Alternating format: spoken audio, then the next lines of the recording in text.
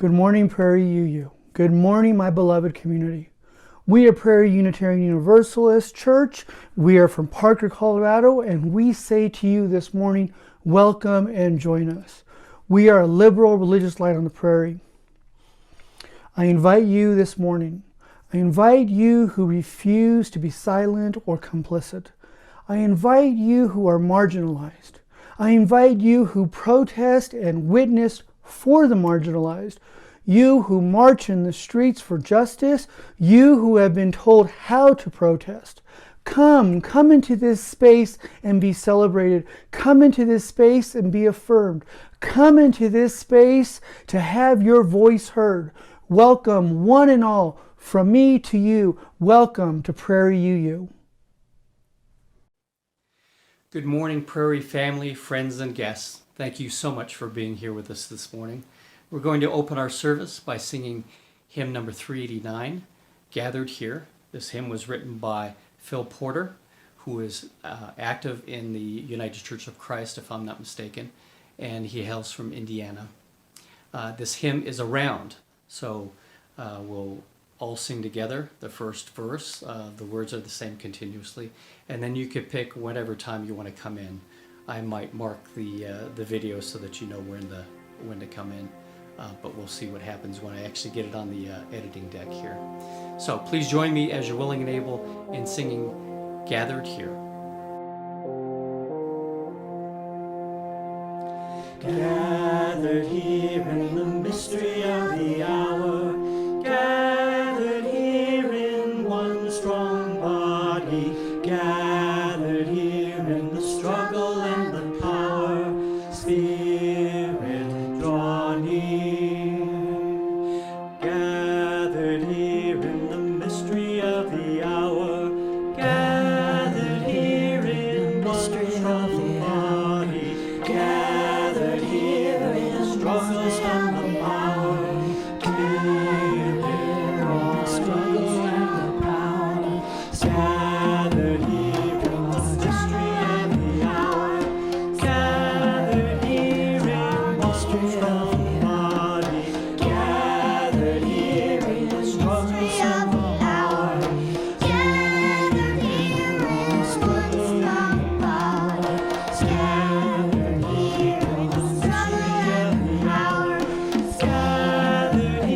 in the mystery of the body, gathered here in the struggles and the power, gathered here in the struggles and the power, gathered here in the mystery of the hour, gathered here in the mystery of the body, gathered here in the struggles and the power, gathered here in the struggles and the body, gathered here in the struggle and the power, Spirit draw near.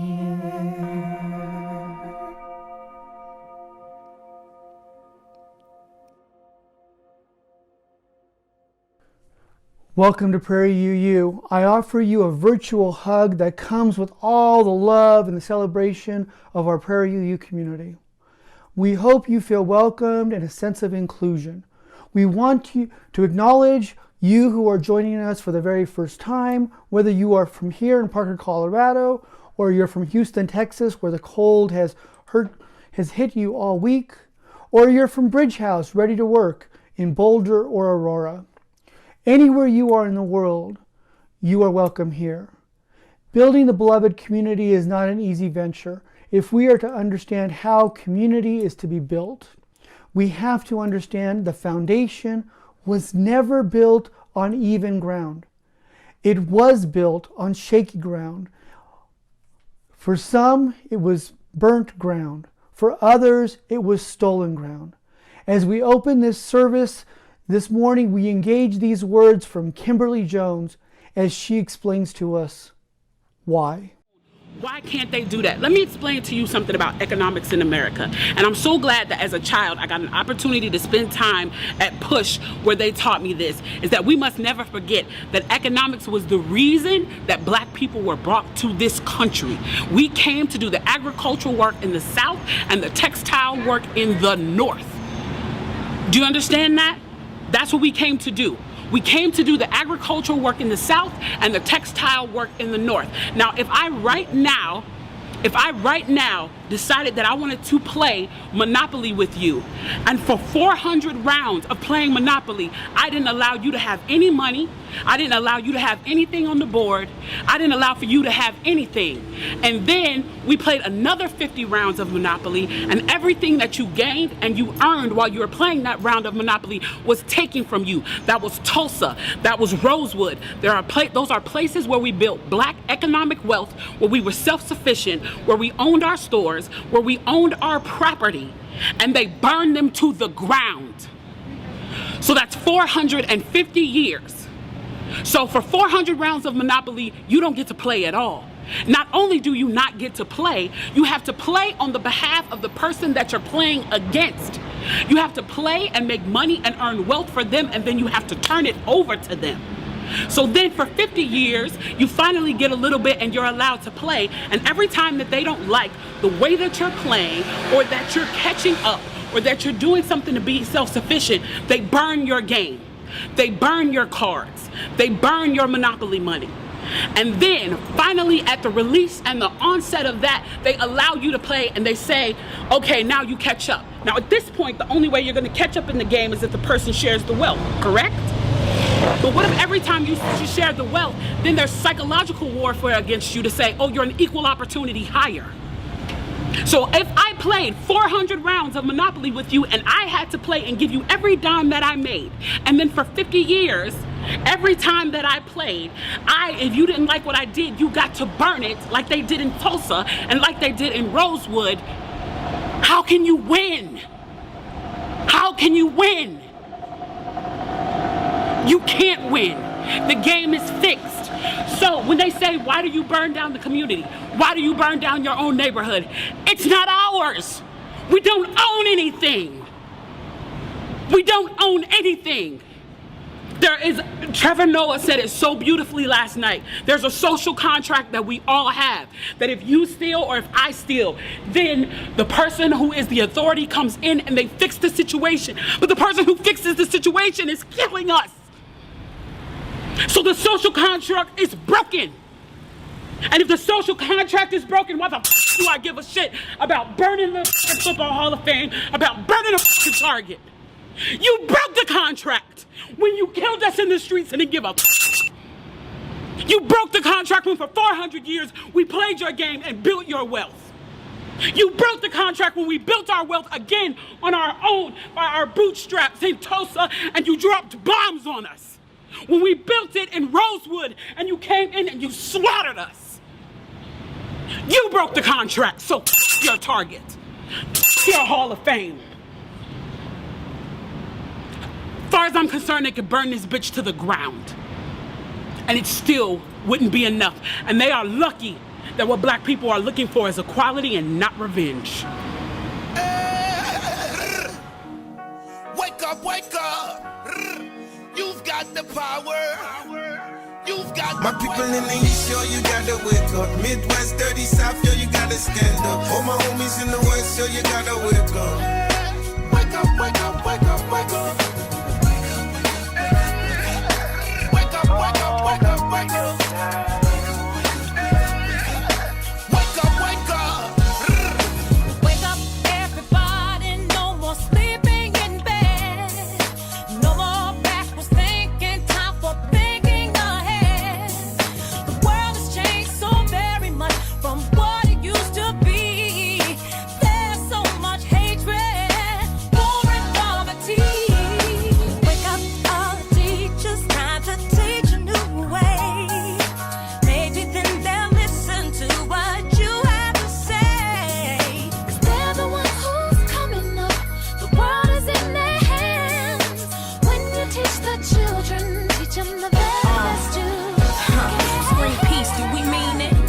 you feel it when we scream it out loud? Do you believe that we need it? Do you believe that it could get right? Do you believe that the children of the world deserve a good life? Well, if you do, it's time to wake up your mind. We can make it better, and I know it might take some time, but we gotta start somewhere. How about with you and me? From us it goes to others, then we'll have our unity. Wake up, all the doctors make the old people well. They're the ones who suffer, who catch all the hell. But they don't have so very long before the judgment day. So won't you make them happy before they pass away? Wake up all the builders, time to build a new land. I know we can do it, long as we lend a hand. The only thing we have to do is put it in our minds, and surely things will work out, 'cause they do it every time. I ain't here to take up y'all time. I came to shake up y'all mind. It's everybody's wake up call time. I can't sleep too long. Why they do the people wrong? Let's clean the world up before they sweep you gone. This is real talk, you could peep through songs. So when you feel weak, these words will keep you strong and help make a change for the better. It's hard for one to do it, but we can make some changes together. Ghetto.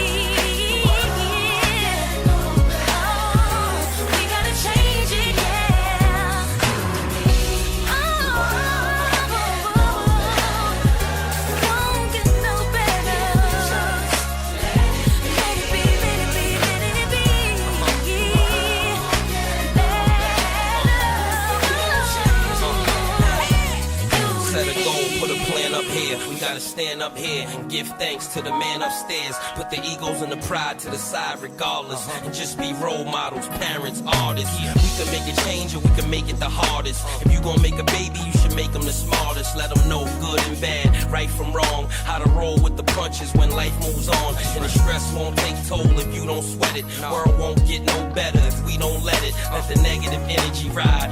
Keep hope alive. It's about time that we open our eyes. Wake up. Everybody, no more sleeping in bed. No more backward thinking, time for thinking ahead. The world has changed so very much from what it used to be. There's so much hatred, war and poverty. Wake up, wake up, wake up, wake up, wake up, wake up, wake up, wake up. Yeah, well y'all best to vote. I don't care about the guns you tote. Listen to me like you listen to Fahrenheit 9/11. Ain't no time for the second guessing. The words I speak, wake up. The ones who sleep in the leaderships, fix your mouth to teach. MCs teach the kids what's peace. They don't have to worry about the police. We make them rich so they don't have the thief. Every artist here on this track. We'll make a change here for young cats. This is for everybody, white or black. You better go and vote and get up off your back. This life a rose on, lift your head, get your voice up. You see the power of the people, it's a choice to ignite love. Now the choice is a gift that our people have to fight for. And the fight's far too personal for anyone to ignore. Voice to be heard. Take the opportunity. The responsibility. Your voice has to be heard. Save the world, save the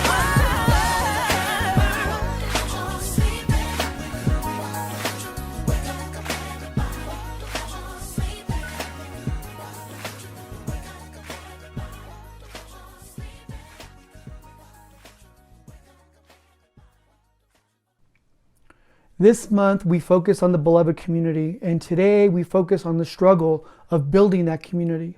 Please join me in the next few minutes of prayer and meditation and reflection as we reflect on developing a diverse community. Spirit of life, we celebrate with you all the diversity of our community. We bring to you today a celebration of thought and theology. Spirit of life, we come to you as a community of diverse size, shapes, shades, cultures, age, gender, sexuality, and ability. We celebrate as introverts and extroverts. We celebrate our abilities to serve each other in this community and beyond. Because we cannot be together in person, we symbolically gather in a physical way by bringing with us our breathing buddies each morning. This is my breathing buddy, Ralph Waldo Jr. And I invite you now, if you haven't already brought your breathing buddy with you, to grab your breathing buddy and settle in as we enter this time of prayer and meditation and reflection. I invite you to face a source of inspiration close to you. Close your eyes and rest your breathing buddy over your heart. And take a nice deep breath in and out. In and out. In and out. One more. In and out. Spirit of community that spans the universe and interconnects us all. I come to you before this body collected to offer you a prayer, a time for us to speak out loud our petition, our offering of goodwill to those around us in need of liberation, hope, and love at this time. Spirit of community, I pray for those members of our community who give voice to the marginalized, specifically for the members of our Prairie UU Justice League, and for others who have marched, witnessed, spoken for, written letters, and made phone calls because they believe in justice and equity as a human right to be defended and expanded in our country and also in our congregational communities all over the world. Spirit of community, I ask that you help us honor these people as we move the arc of justice towards freedom and liberation. Beloved members of our community, I invite you now to speak peace and love into the world by speaking of those you hold in your hearts. We do this work of justice for any and all. I invite you to speak of those who you hold in your heart and send positive energy into the world. If you are joining us in Google Meet on Sunday morning, I invite you to please unmute yourself and speak the name of any intention you hold at this time. If you are joining us in any other format or any other time of the week, I invite you to enter your intention into the comments so that we may, as a collective, send out goodwill with you.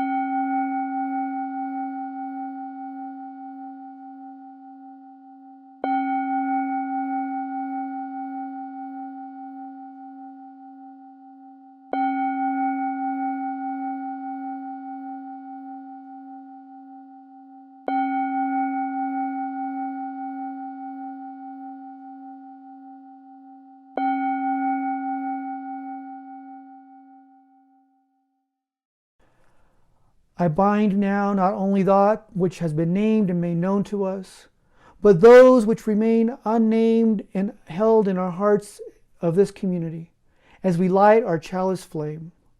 Our chalice is a symbol that we are connected with our larger Unitarian Universalist community. We light this flame as a symbol of our covenant to each other and to the world around us as we recite this sacred promise together.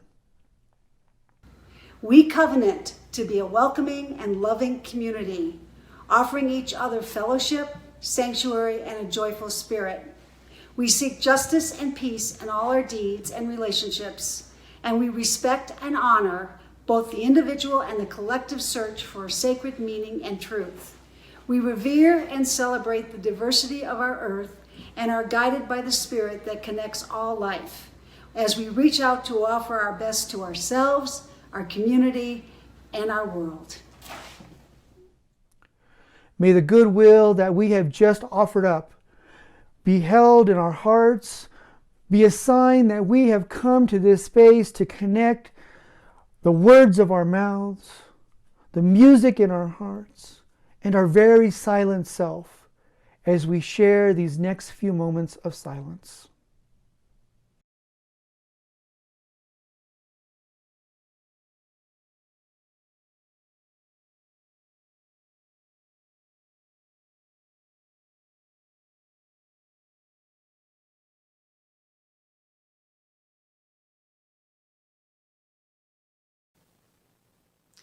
We have come over a way that with tears has been watered.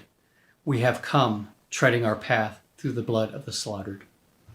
These are words from hymn number 149, Lift Every Voice.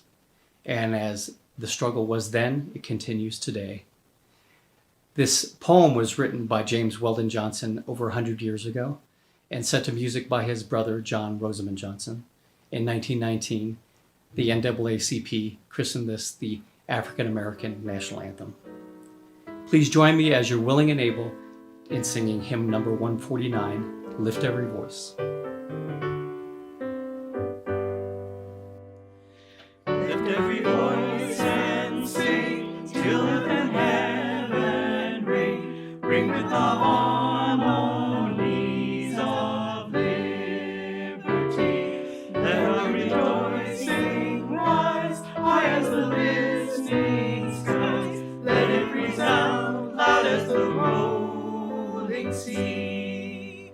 Sing a song full of the faith that the dark house has taught us. Sing a song full of the hope that the present has brought us. Facing the rising sun of our new day begun, let us march on till victory is won. Stony the road we trod, bitter the chasing rod, felt in the days when hope unborn had died, yet with a steady beat and on our weary feet, come to the place for which our fathers sighed. We have come over a way that with tears has been watered. We have come treading our path through the blood of the slaughtered. Out from the gloomy past till now we stand at last, where the white gleam of a bright star is cast. God of our weary years, God of our silent tears, thou who hast brought us thus far on the way, thou who hast by thy might led us into the light, keep us forever in the path we pray. Lest our feet stray from the places our God where we met thee, lest our hearts drunk with the wine of the world we forget thee. Shadow beneath thy hand, may we forever stand, true to our God, true to our native land.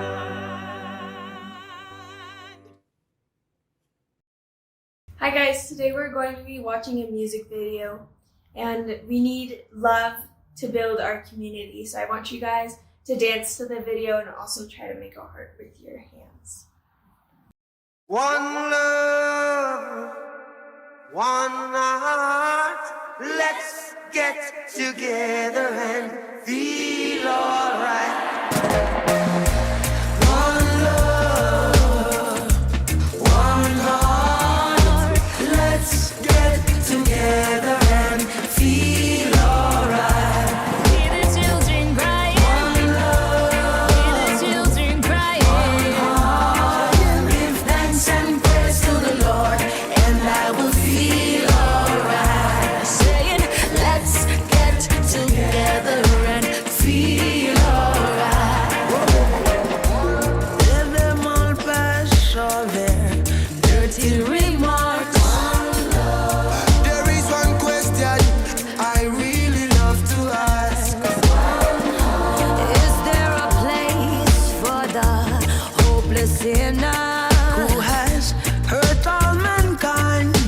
to save his own. Believe me, one love, one heart. What about all together and feel alright? As it was in the beginning, so shall it be in the end.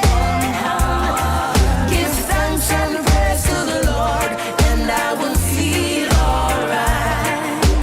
Let's get together and feel alright. One more thing, let's get together to fight this holy Armageddon. One love. So when the man comes, there will be none of them. Have pity on those whose chances grow thinner. There ain't no hiding place from the Father of creation. As it was in the beginning, so we shall be in the end. See, we all accustomed to sinning when we should be making amends. It's a war inside of my head, my weapon of choice is a pen. Leave my scars on a sheet of paper instead of me scarring a friend. Everyone is a friend, we ought to be thoughtful. See, together we hella resourceful. The religion is love and I'm an apostle. I swear by my rhyme book and it is chock full of prayers for everything to get better, for humans to get it together before we're remorseful, cause that would be awful. One love. What about a one love? One love. What about let's Get together and feel alright. hear the children crying? Hear the children crying. Give thanks and praise to the Lord, and I will feel alright. Listen to get together and feel alright. Give thanks and praise to the Lord, and I will feel alright. Listen to get together and feel alright. Give thanks and praise to the Lord, and I will feel alright. Give thanks and praise to the Lord, and I will feel alright.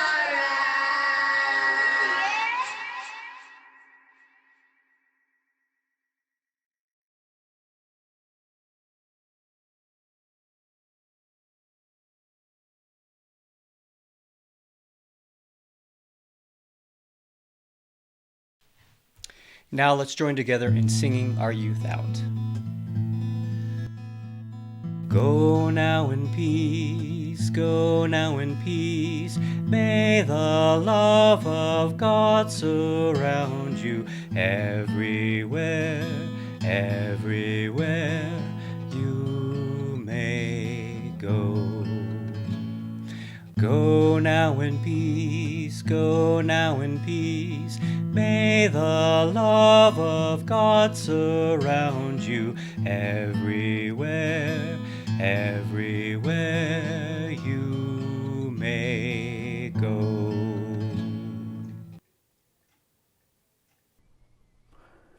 This morning we will be centering on words from Malcolm X. The video clip we will be viewing is from the Canadian Broadcasting Corporation, from an interview that Malcolm X gave on January 5th, 1965, on the game show Front Page Challenge. This was just weeks before his assassination on February 21st, 56 years ago today. In the game show, the contestants try to determine who the guest is by using a 20-question style yes and no game about a story currently in the news.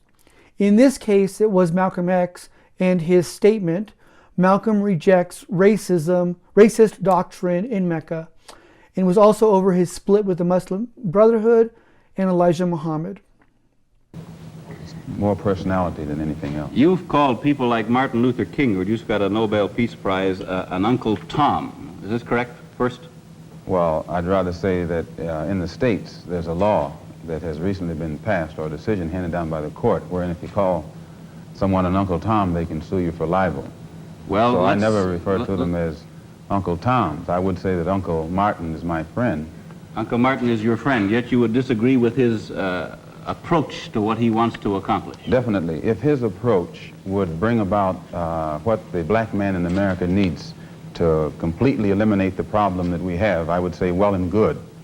But I very much doubt that anyone who adopts the approach that Martin Luther King has been teaching to our people in that country can point to any meaningful gains that has actually served to solve the problem. Black Muslims have sometimes, whether you have or not, and I think probably you have sometimes, it seemed to me, been preaching hate to meet hate. I don't advocate any kind of hate. But there's a lot of talk that sounds very much like it. No, I think that the guilt complex of the American white man is so profound until when you begin to analyze the real condition of the black man in America, instead of the American white man eliminating the causes that create that condition, he tries to cover it up by accusing his accusers of teaching hate. But actually, they're just exposing him for being responsible for what exists. Well, that's something of an argument, but I've heard speeches made by some of the people of your group. I think I've heard you make speeches. It seemed to me that you were advocating what I would have to describe, I think, as violence to meet the serious injuries that have been done your people, with which I totally agree. I don't call that violence. I don't in any way encourage black people to go out and initiate acts of aggression indiscriminately against whites. But I do believe that the black man in the United States and any human being, anywhere, is well within his right to do whatever is necessary, by any means necessary, to protect his life and property, especially in a country where the federal government itself has proven that it is either unable or unwilling to protect the lives and property of those human beings. Just before Pierre takes it, you've got a pretty good fighter and the world's heavyweight champion lined up with you to help out. Yes, Pierre. Well, Mr. X, if I guess I call you that, is that the proper appellation, yes. Mr. X? I'm wondering if you still believe, as I think you certainly did at the time you were allied to the black Muslim movement, in a segregated black nation in North America. I don't believe in any form of segregation or any form of racism. I'm against any form of segregation and against racism. Are you still a Muslim yourself? Oh, yes. I'm a Muslim. I believe in the religion of Islam, which believes in brotherhood, complete brotherhood of all people. But at the same time that I believe in this brotherhood, I don't believe in forcing my desire for brotherhood upon those who aren't willing to accept it. Of course, I think the Christians would say that they also believed in brotherhood. What did you say to that? I'd say they believe in it, but don't practice it. Well, that'd be a pretty good answer. Sir, when the muezzin goes up in the minaret twice a day, he cries to the world, there is but one God, and he is Allah. Do you deny that there is a Christian God? The muezzin does this 5 times a day. 5 times, and I only heard him twice. Well, you were fortunate to hear him twice.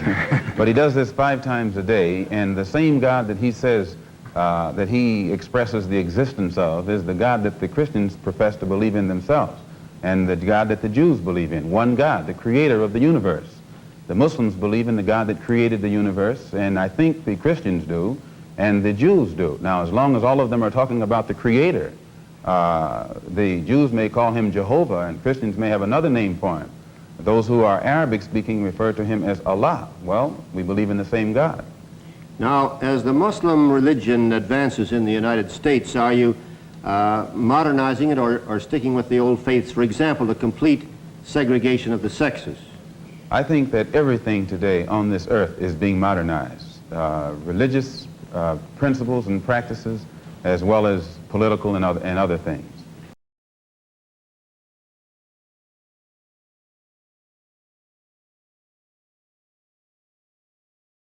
We feel that the problem, number one, of the black man in America is beyond America's ability to solve. It's a human problem, not an American problem or a Negro problem. And as a human problem or a world problem, we feel that it should be taken out of the jurisdiction of the United States government and the United States courts and taken into the United Nations in the same manner that the problems of the black man in South Africa, Angola, and other parts of the world, and even the way they're trying to bring the problems of the Jews in Russia into the United Nations because of violation of human rights. We believe that our problem is one not of violation of civil rights, but a violation of human rights. Not only are we denied the right to be a citizen in the United States, we're denied the right to be a human being. Mr. X, may I thank you very much for coming on our program and perhaps clearing away some of the cobwebs of misconception that some of us might have had about your belief. And I think you're a very sincere man, and it takes a lot of courage to admit a former belief is wrong, and we congratulate you for that and the service you performed tonight in giving us your views. Thank you so much, Mr. Thank you. Please respond in Community Together Guilt will not guide me. Love will inspire me. We will move together as a community to call for human rights. Guilt will not guide me. Love will inspire me. As a person of privilege, I will not direct the marginalized about how to advocate for their own rights. Guilt will not guide me. Love will inspire me. As a person of privilege, I let the marginalized lead and learn to follow. Guilt will not guide me. Love will inspire me.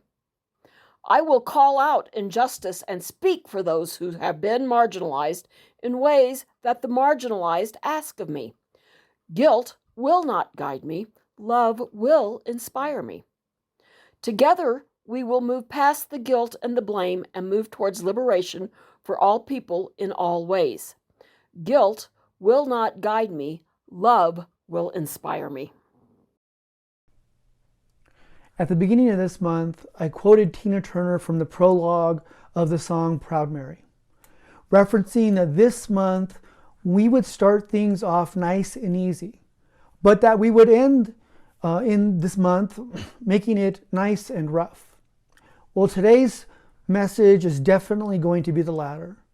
This month we have been focusing on the beloved community, and more specifically, the intersectionality of Black lives, Black voices, Black history, and Black futures with other areas of life to speak to liberation theology.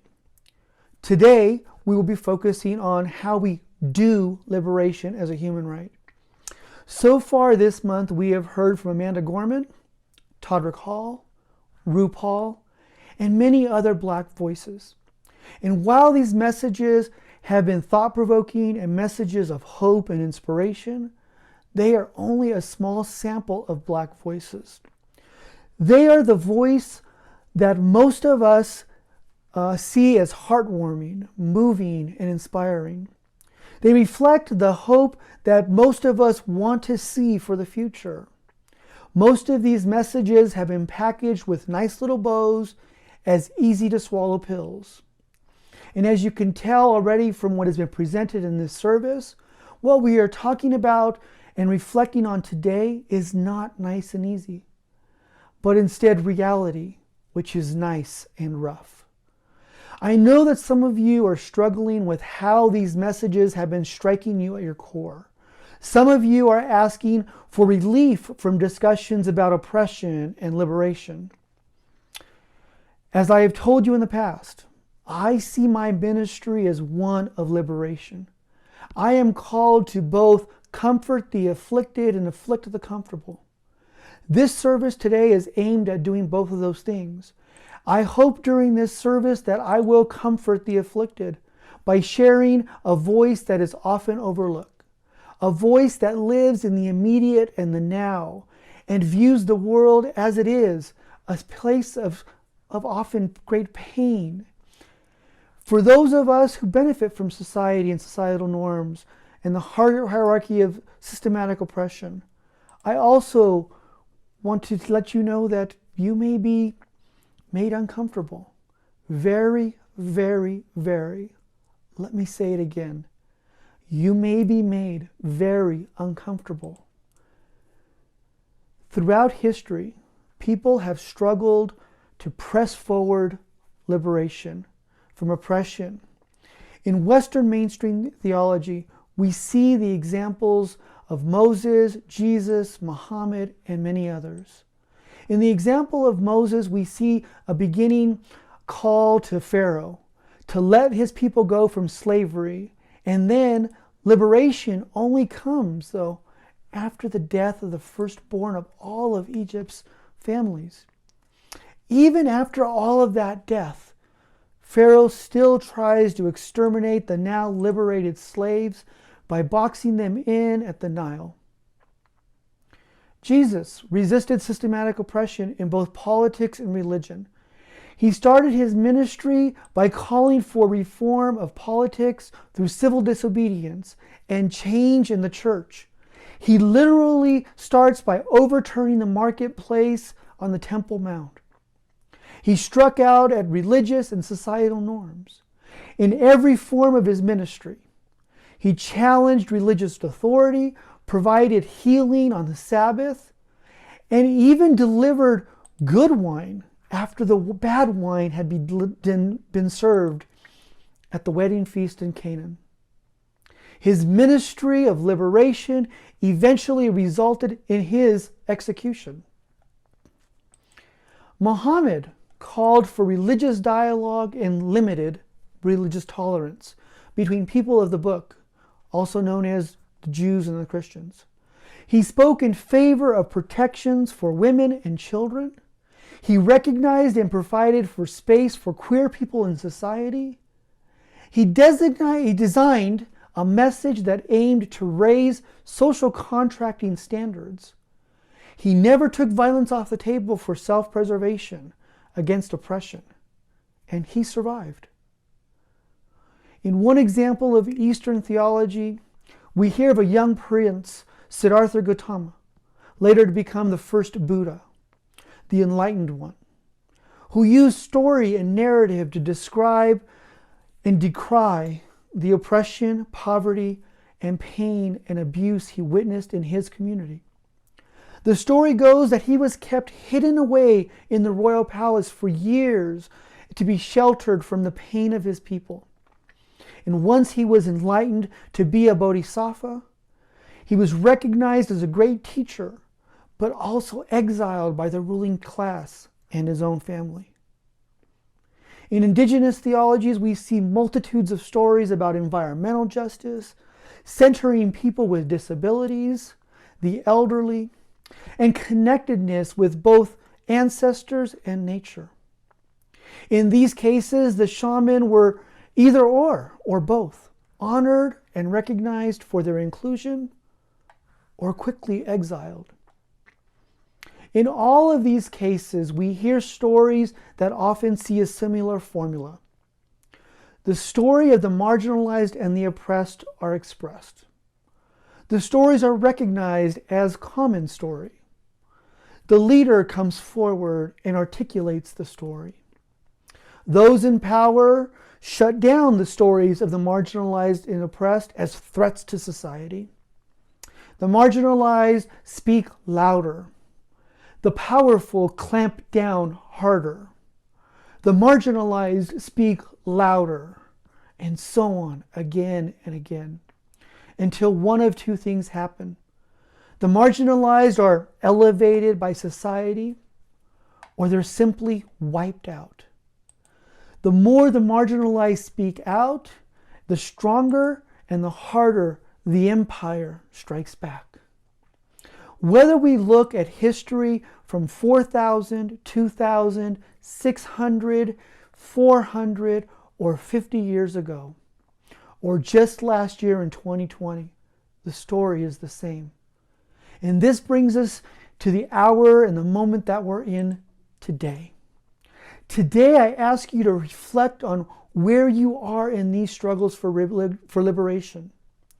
Are you an accomplice to the liberation, or are you a satisfied member of the benefiting class from the status quo? Are you willing to be in partnership with the message of the oppressed, even at personal, physical, emotional, and spiritual risk? Or are you happy sitting where you are, as you are? Are you going to listen to and advocate on behalf of stories and of people, even the stories that make you uncomfortable,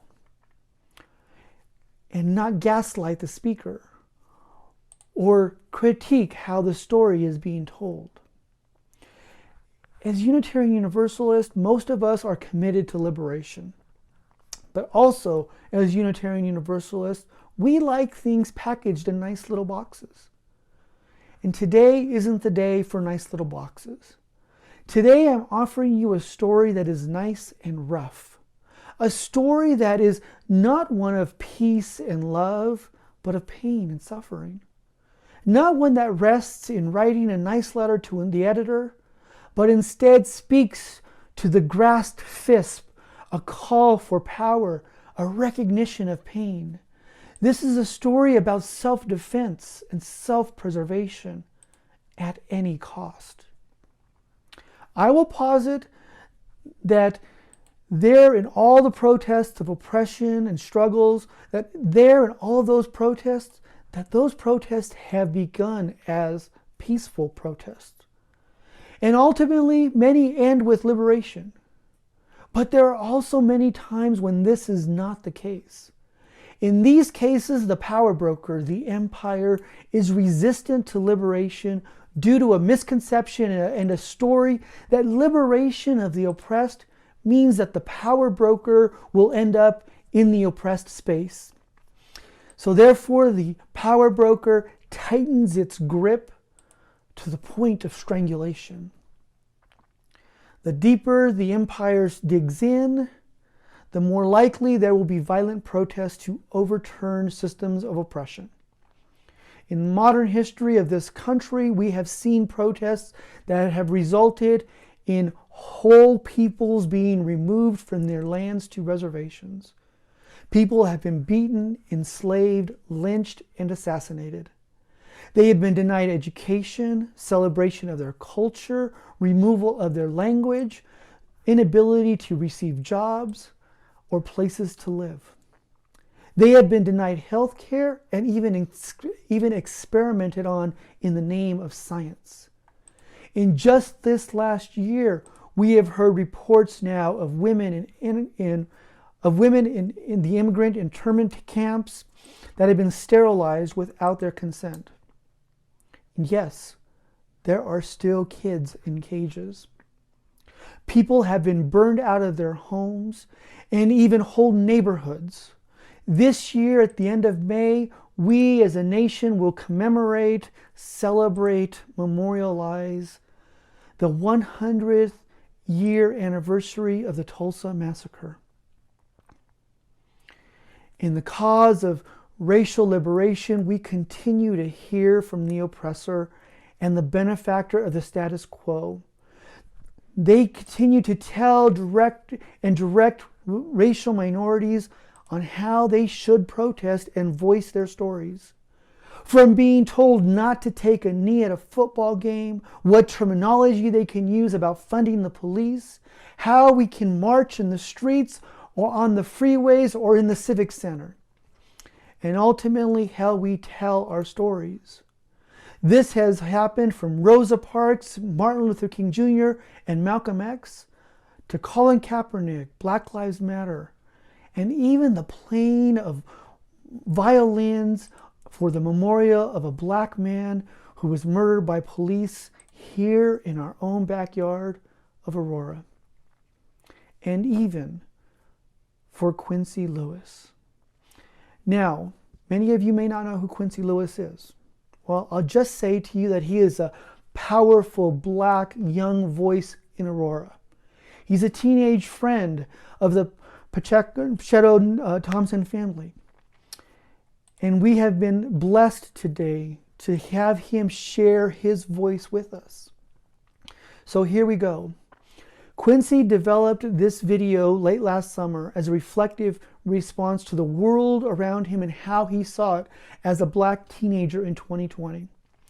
He presents to us a worldview that is not one of hope and inspiration and love for the future, but one that is painted life today, rooted in stories of his own and his ancestor.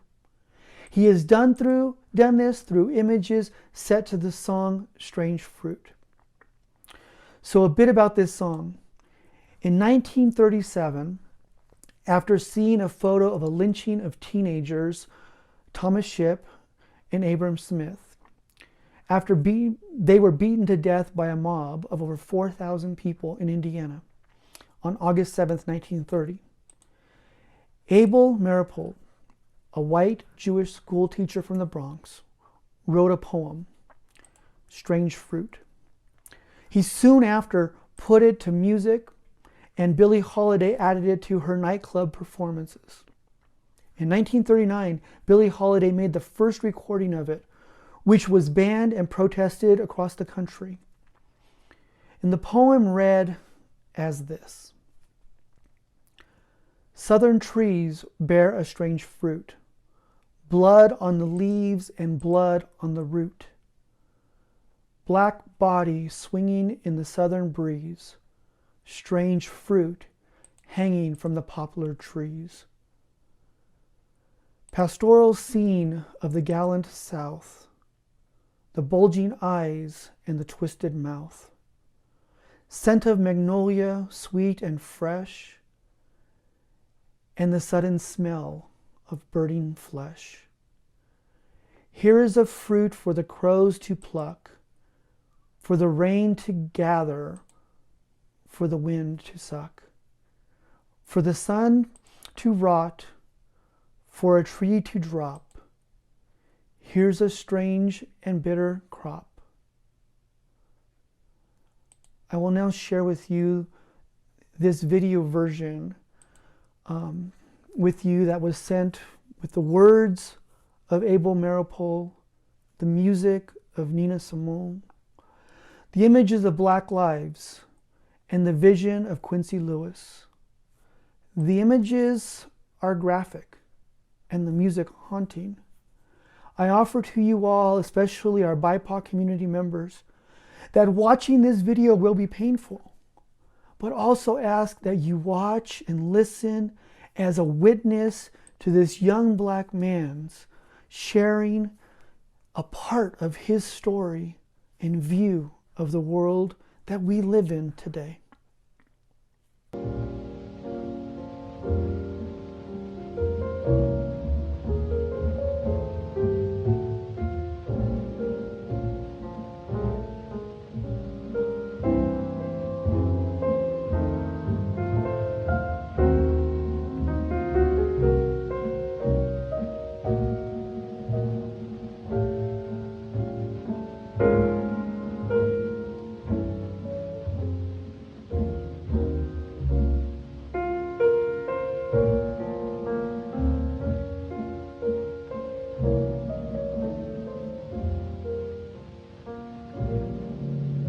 Southern trees bear a strange fruit, blood on the leaves and blood at the root.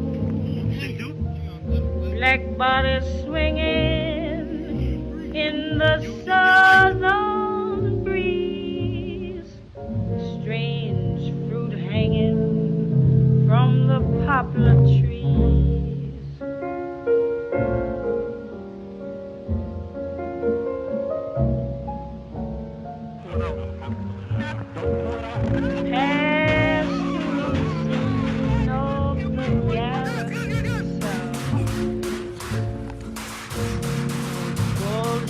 Eyes and the twisted mouth,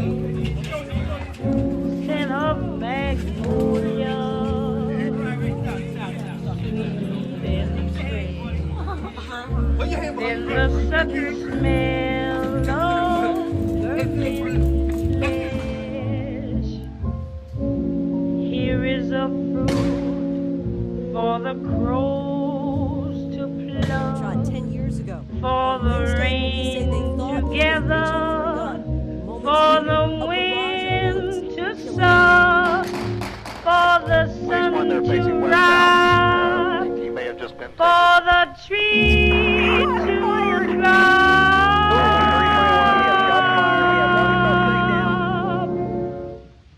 Here is a strange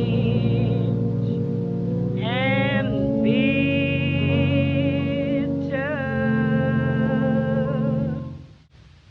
crop.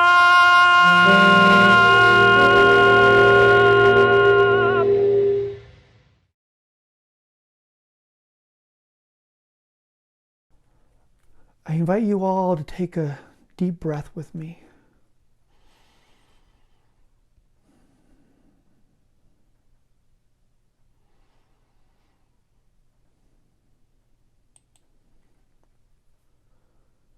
Sometimes our stories have to be nice and rough. I showed you this video and sent her this story because it is a reminder of why Black Lives Matter is not a slogan. It is an ideology that is missing from our national and our global dialogue. This piece is a reminder that in 2021, the struggle is real, and the words of Malcolm X ring just as clearly today as when he uttered them in the 1960s. The call he asked for in 1965, just weeks before his assassination, the call he called for was the recognition of Black people as human beings. His call to recognize that we do not have an American civil rights issue, but more deeply, a global human rights issue at play. Now, I do not know where many of you stand on Malcolm X. If you were alive then, or if you are hearing or studying or learning about him now for the first time, I will not debate your stance or mine about Malcolm X. I will, though, ask you to be willing to deeply listen to his story, to deeply listen to the stories of Amanda Gorman, of Todrick Hall, of RuPaul, of Audra Day, and also of Quincy Lewis. There is no more room for debate in this day and age. There is no more room for debate on whether or not or how we define Black Lives Matter as an ideology, as a movement, or as anti-police. There is no more room for debate on whether taking a knee is a call for human dignity or anti-military. There is no more room for debate as to whether we should center Martin Luther King or Malcolm X. It is both. There is no more room for debate as to hearing the poetry of Amanda Gorman or Abel Maripol through the eyes of Quincy Lewis. There is no more room for debate. We are at a time in our lives, our personal lives and our lives as a society, as a nation, to no longer look away when it gets too tough to watch. We can't look away from our homes that we sit in suburbia. We can no longer just pick and choose the stories that fit the narratives that make us feel good or better, or at least not bad, broken, or deeply sad. The struggle is real. It exists every day for far too many. There is no room for the rest of us to opt in and opt out when it suits us. The struggle is real. It was real for both Martin and Malcolm. It was real for Amanda and Quincy. The struggle is real. Okay, last minute change here. We, as originally planned, are going to do hymn number 4-1, Kumbaya, or as the original words are, come by here. But after editing AJ's message and the video that we just saw, I realized that the version that Eric and I came up with wasn't going to be appropriate. So I'll give it a try on the guitar here. Some words about the hymn first. It dates back to the 19th century, African-American spiritual, from around Florida, Georgia, the Carolinas. And its earliest recording, I think, was in 1926. There's tons of research about this hymn on the internet, especially at the Library of Congress. We'll be doing words by that original singer, Ethel Best. And the song was originally about pain and asking for grace. And unfortunately, in the years since the original recordings were made, and especially the 50s and 60s, when it became very popular with folk singers and folk groups, the term or the word kumbaya and the term kumbaya moment have taken on negative connotations. So we're going to reclaim it right now and do the original words in the original spirit. So please join me as you're willing and able in singing Come By Here. Come by here, my Lord, come by here. Come by here, my Lord, come by here. Come by here, my Lord, come by here. Oh Lord, come by here. down in trouble, Lord, come by here. We down in trouble, Lord, come by here.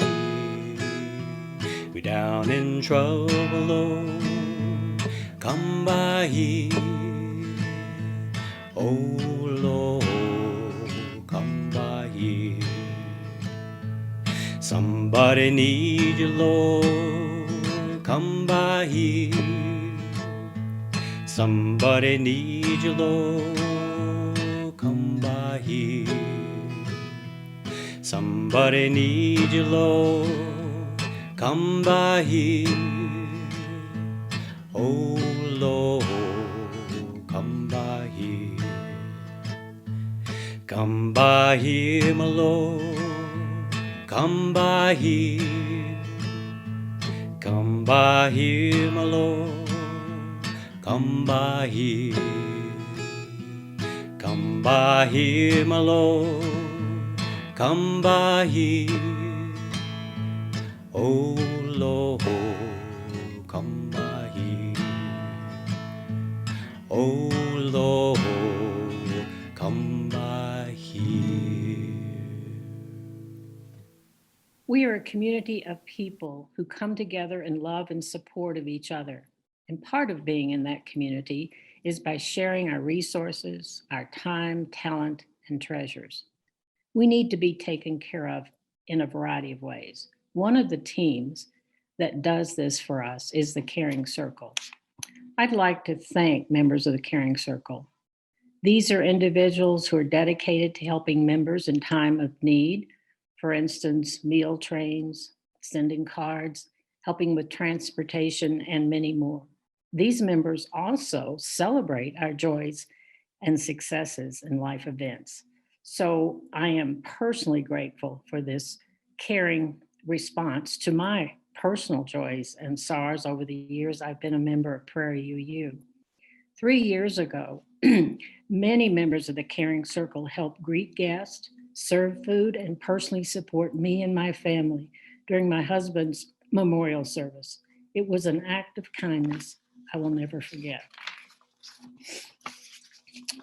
I'm also grateful for the generosity of Prairie members who give to special funds that help our programs and our members. Today, I want to recognize the Duke Scholarship and Youth Activities Fund. This fund was established to assist in creating vibrant and engaged UU youth in our community. The fund helps to offset and grow our youth programs. To know more about this fund, contact Kendra, our Lifespan Chair, or Jen, our Lifespan Coordinator. Today, we invite you to make a contribution to the plate. Although we're meeting personally, we can't pass a plate, but you can give virtually by going to our website and clicking donate. You can also mail a check to our mailing address, which appears on the screen. So thank you for your offering to our community. We know that it was generously given and gratefully received. From you I receive, to you I give. Together we share, and from this we live. From you I receive, to you I give. Together we share, and from this we live.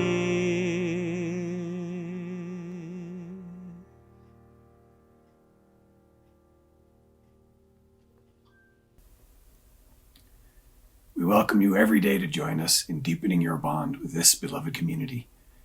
We hope that if you hear the call to become a member of our community, you will reach out to connect with us in a deeper and more meaningful way. Deirdre, why is it that you are a member of Prairie? Well, I think it's a couple of reasons, right? When we first started, it was, they had a really vibrant children's ministry, and kids got to know lots of different points of views of things and had lots of activities. And the fellowship, and it's a thinking, sort of cerebral congregation. What do you think? I agree. When we first joined, it was for the kids, but lately it's been really focusing in on the justice work, especially Right, on but racial that justice. was after we came back.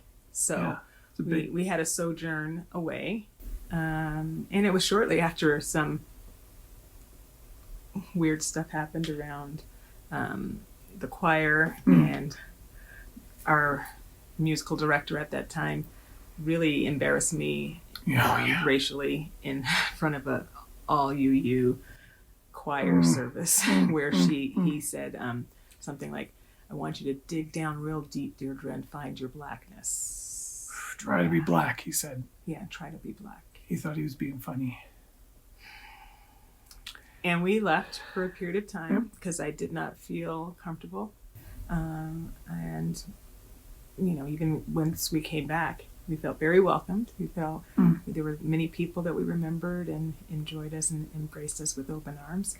And then some more racially charged things have happened. Why do we stay? Maybe that should be the better question. I find a community within Prairie, in spite of how messy it is at times, of people who want to do good in the world and are thinking and politically active. And yes, the social justice work is definitely part of it, would you say? Yeah, I mean, the response more and more lately, actually, when you've voiced concern about something racially charged, has been one of listening. People have accepted what you said rather than going, "Oh, I never meant to do that." There's been things said about either my hair or my ethnicity or a Caucasian woman singing a black spiritual that has been In a service of white uncomfortable. supremacy. Yeah, which those things are things that are going to happen, and I'm not the sort of person that's going to just take it laying down. I'm going to say something about it. So things are going to get messy. Things can become charged. And I know that's happened not just for me, but other BIPOC people within the community, but also people who maybe don't agree or don't understand. But there's an openness to being able to talk about those things. And I guess some of you may know I recently had surgery done, and the week before my surgery I insisted that we clean the whole house, and Brendan, our 17-year-old son, was part of that process, and he just was complaining for the hours that we were cleaning as he was cleaning out his dressers and everything else. Wow, it's getting messier. It's like, but that's sort of the way things are. When you're cleaning things up, first things need to get a little bit messy. You need to take things out, you need to sort them, you need to take inventory of them in order for you to make a change. And I feel hopeful, in spite of there being times when I thought I didn't want to be a part of Prairie, that I stay because I think that there are people who want to do better. So I'm going to commission people and suggest that you challenge yourselves and get educated. If you hear a name you don't understand, Trevor Noah was mentioned earlier, and maybe if you don't know who that is, you should find out who that is. If it's Black History Month, it's probably a good time. I think you've challenged people before to get out there and Learn about Black history. learn about Black history, because it has an impact on the people that are around you. And if you really want to be a true you, I think you would embrace those things and find out where your own implicit bias might be, and that we all have, and move forward. Things might get messier before they get neater and more harmonious, but be open. Yeah. So I think that's why we're still at Prairie, because we're still hopeful. And now there's the Mountaintop, right? Right, Mountaintop BIPOC. Born out of BIPOC, the BIPOC series. So we're happy to be there. So It's lovely. Well, as we mentioned before, this is a place of acceptance and commitment, a sacred and spiritual home that opens itself up to you. If you and yours are welcome here, becoming a member of Prairie UU is to participate in a community held in a sacred bond. We love our community and welcome you into it. If you feel called to be a member of our community, and if you live in the Denver metro area, we invite you to become a covenantal member, or you can become a virtual member from anywhere in the world. Simply contact our membership committee or go to our website and complete our guest registry, checking the box to get more information about membership. We will be happy to join in this journey with you and welcome you into our beloved community. Blessed be.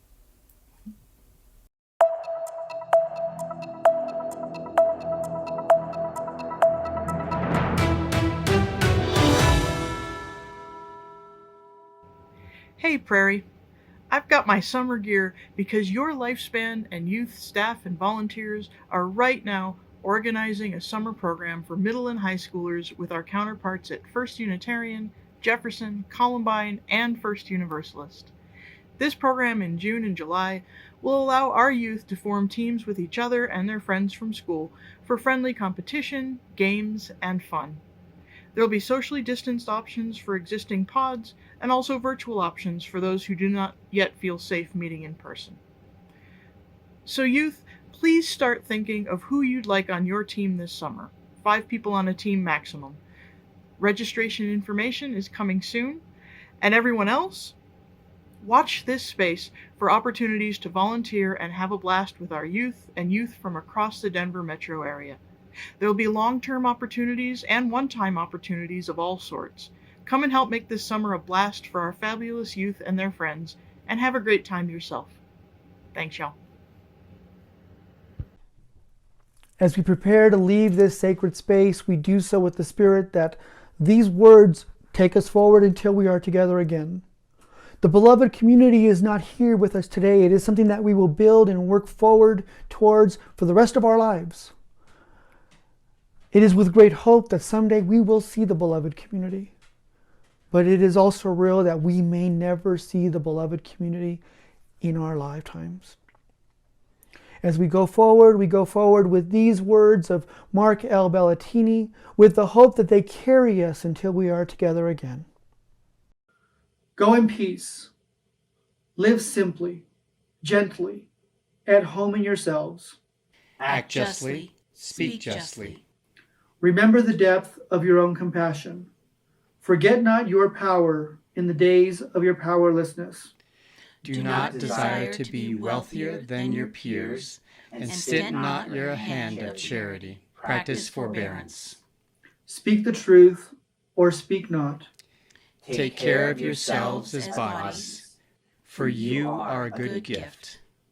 Crave peace for all people in the world, beginning with yourselves, and go as you go, with the dream of that peace alive in your heart. Amen. Amin. Shalom. Salam. Namaste. Blessed be.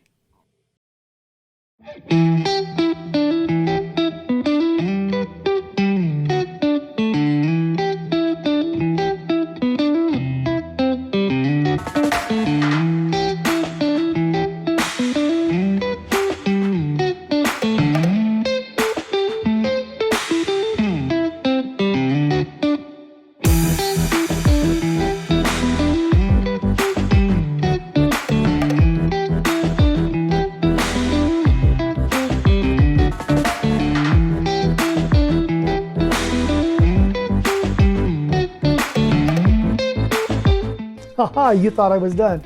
Thank you for joining us today. We want to remind you that you are always welcome at Prairie UU. Please join us next Sunday for a service Sunday, which will be a shortened service and led by our Justice League. Make sure you check the newsletter and get all the latest information. We'll be loving to see you. Come and join us at Prairie UU.